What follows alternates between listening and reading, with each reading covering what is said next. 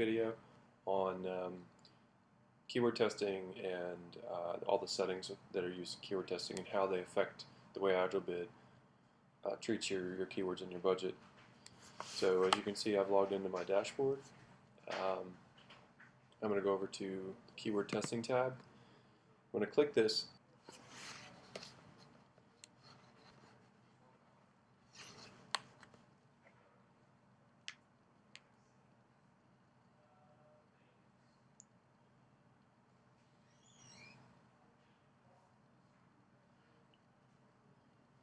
Okay.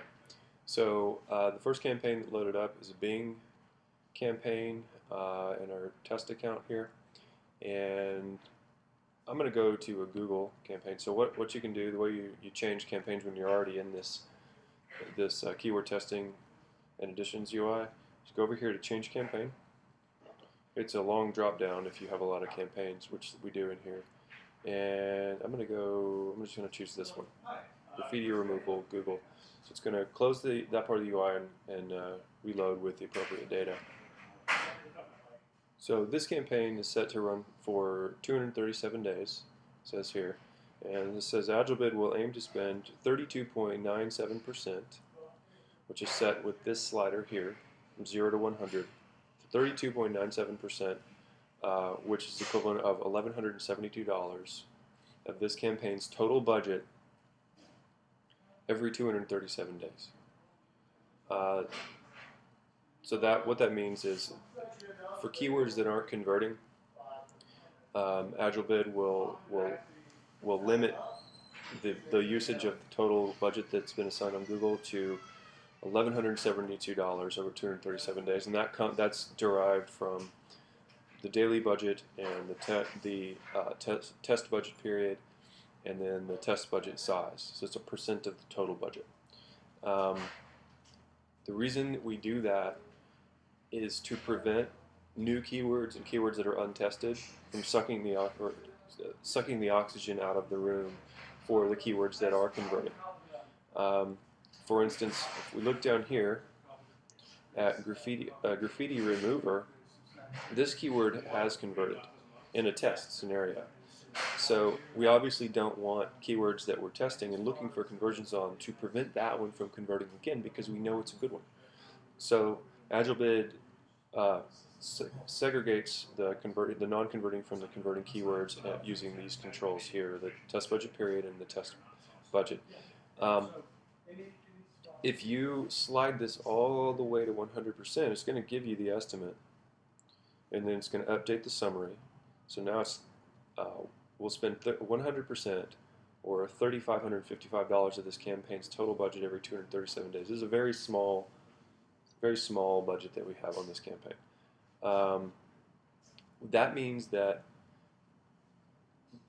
any converting keywords could use up the entire budget of the campaign at 100%. This is a good idea if you have a brand new campaign that has no converting keywords. You want that, because you want it to spend all the money trying to find new keywords, right? As campaigns mature, you may want to come in here and slide this back down, but those are decisions that you need to make, because you need to know how much you want to spend for testing. For a new campaign, if you can only spend $500 a month testing new keywords, don't put $5,000 on your budget and expect AgileBid to just know that you don't want to spend that much. You have to expect to spend money on keywords if you want to find out if they work or not. AgileBid does not just know without testing them. The keyword testing facilities in AgileBid are designed to save you time and prevent you from having to do a lot of the legwork of finding new keywords, adding them in, making sure they convert, pausing them, etc., etc. It's going to do all that for you, but you still need to tell it how to behave, and that's what you do with these two sliders. You can enable and disable keyword testing here with this button, this big giant button.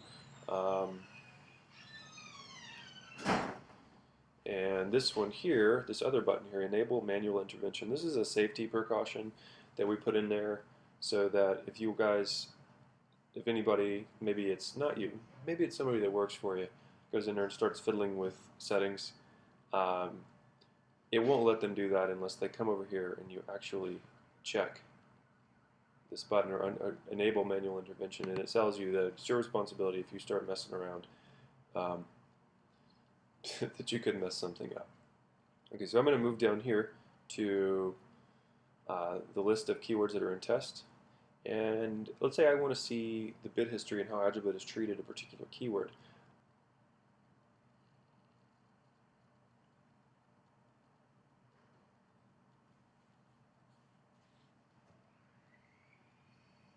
Okay, so I get a little pop-up window for a keyword that I clicked on. This is a keyword that's still in test. It has not been converted yet, and it hasn't failed the test. It's still set to active. And in here you can see all the bidding history since the time that it started. I'm just going to look at the last bits here. So by default, AgileBid's keyword testing will always bid for the first page. Because there's not really a point to bidding so low that your ad never shows up when you're trying to test keywords, because you're not gonna get any traffic, and you're just going to be wasting time and not getting any sales. You're not going to be spending your money that you need to spend to find the things that work. So it's going to bid for first page for now, and that is what we see here. Is AgileBid is making sure that the first page continues to be set for these keywords. And if it isn't set, then it'll set it. Google constantly changes first page bids for all kinds of reasons, but AgileBid keeps pace with that for keywords in test. If you decide that you don't want to bid first page, and maybe you always want to bid some ridiculously high amount, or you always want it to be something low, whatever reason, or you want AgileBid to set a bid that is based on the business logic that you've told it applies to a particular campaign, you would come here and you would highlight your keyword like I've done, and I can't do this yet because I have to click Enable Manual Intervention, and now I can change the bid logic for my highlighted keyword, and I'm going to set it to manual. So now I got to go over here, and I'm going to put in, let's say, $5. And I'm going to go up here, hit confirm, and AgileBid's going to save that, and then the next time it pushes out updates to Google, in this case, it will push that out, and it's going to ignore the first page bid, and it's going to ignore.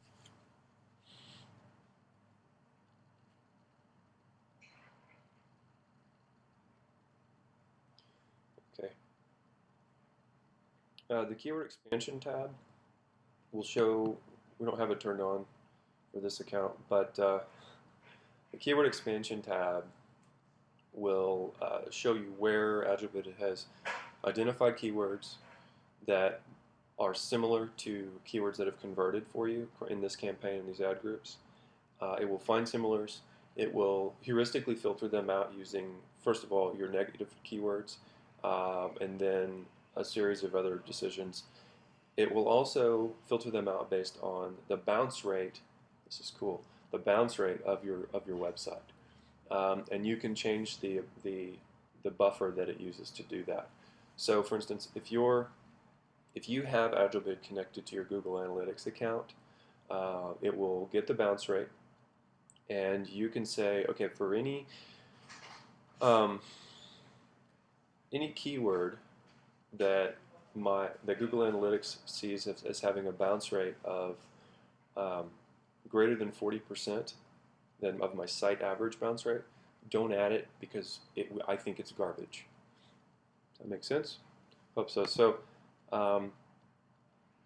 this allows you to have another way to use AgileBid to automate a lot of manual work, but make it smarter. So you may know that say you have a website that sells tech support services, and there's a particular thing that you don't do, and you have it on your webpage, and people go to your site and realize you don't do it, and they come away. But for whatever reason, Google or Bing continue to send traffic to your site even though you said you don't do it. You could find out what the bounce rate for that is or get an idea, and then set this to something that would cause it to exclude that and any similar keywords. So 70% above the site average is what I have it set at now. So that's how that works.